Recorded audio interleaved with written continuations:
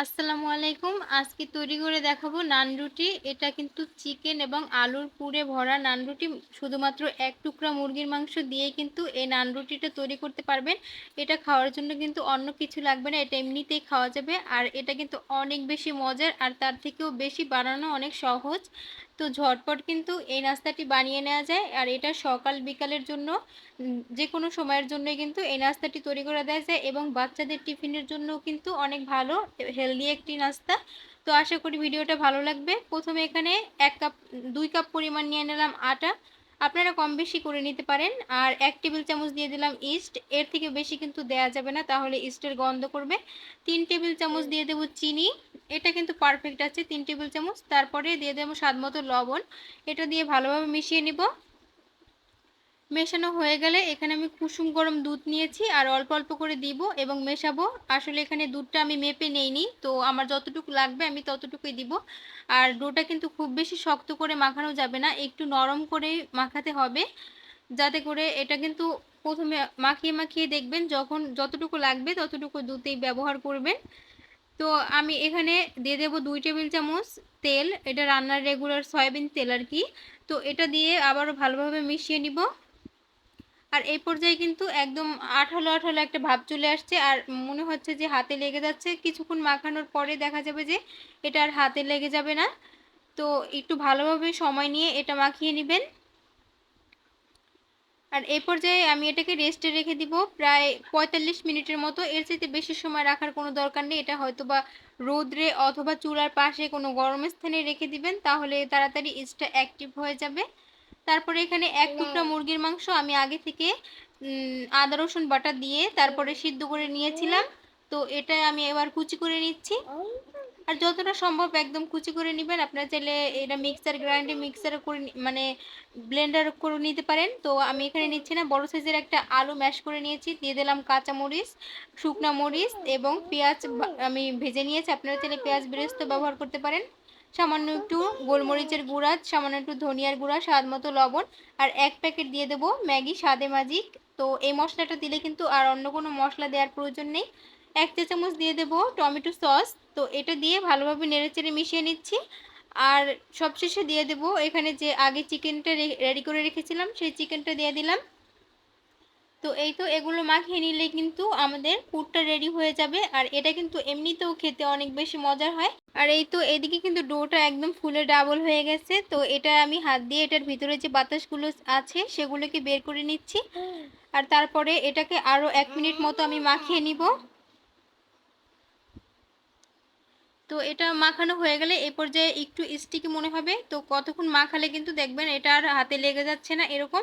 আমি একটা বোর্ডে নিয়ে ভালোভাবে আরও সময় নিয়ে একটু মাখিয়ে নিচ্ছি। এ পর্যায়ে সামান্য একটু আটা ছড়িয়ে দিলাম, এতে করে আর হাতে লেগে যাবে না। তারপর আমি আরও কিছুক্ষণ মাখিয়ে নিচ্ছি, প্রায় ২ থেকে ৩ মিনিটের মতো এভাবে করে মথে নিব। এতে করে কিন্তু এটা ডোটাও একদম সফট হয়ে যাবে, আর নানগুলোও খুব পারফেক্ট হবে। তো এবার আমি যে কটা বানাবো সেই কটা লেচি কেটে নিচ্ছি।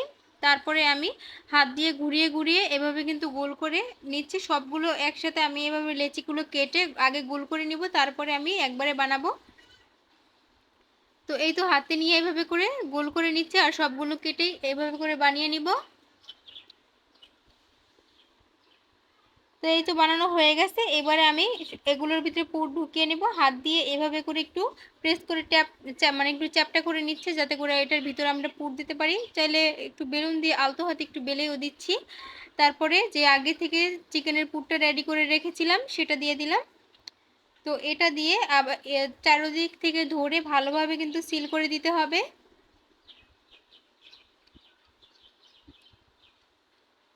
এভাবে করে হাতের মধ্যে নিয়ে চারদিক থেকে নিয়ে আসবেন, তারপরে ভালোভাবে চেপে চেপে লাগিয়ে দিব।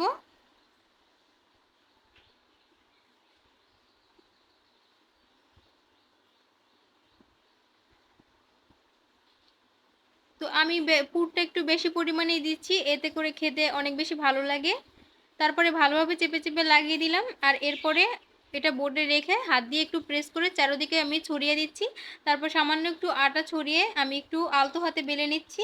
খুব বেশি চাপ দিয়ে কিন্তু এটা বেলা যাবে না, তাহলে পুরটা বেরিয়ে যাবে। তো আলতো হাতেই বেলতে হবে। আলতো হাতে একটু বেলে নিচ্ছি, আর যতটা সম্ভব এটা একটু বেলে নিচ্ছি।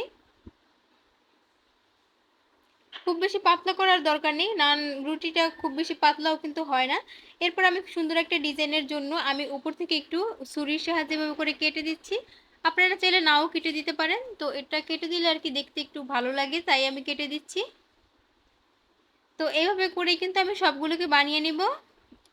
আর এই যে দেখুন, দেখতে কিন্তু অনেক সুন্দর, একদম বাগরখানির মতো দেখা যাচ্ছে। তো এরপরে আমি একটা প্যানে হালকা মানে কম আঁচে গরম করে নিলাম। তারপরে এটার রুটিটাকে দিয়ে দিলাম। আর অল্প আঁচেই কিন্তু এটা পুরো ভাজতে হবে। বেশি আঁচ দিলে কিন্তু এটা তাড়াতাড়ি কালার চলে আসবে আর ভিতর থেকে কাঁচা থেকে যাবে। তারপরে উল্টে পাল্টে আমি কিছুক্ষণ একটু ভেজে নিচ্ছি।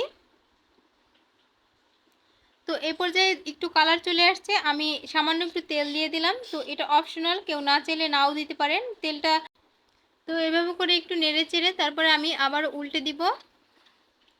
আর এই যে দেখুন, আস্তে করে কিন্তু কালার আসতে শুরু করেছে। তবে অবশ্যই কিন্তু এটা লো আঁচেই একদম ভাজবেন, তাহলে ভিতর থেকেও সুন্দরভাবে কুক হবে এবং উপরটাতেও একদম দারুণ একটা কালার আসবে। আর দেখেই বুঝতে পারছেন কতটা সুন্দর।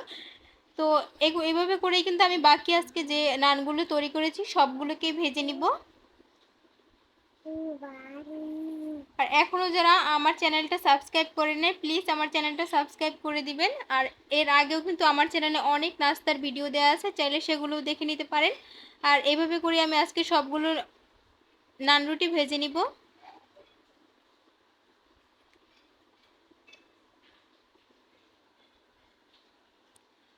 তো এই নাস্তাটি কিন্তু বানানো খুবই সহজ আর খেতে অনেক বেশি মজার হয়। তো আশা করি ভিডিওটা ভালো লাগছে।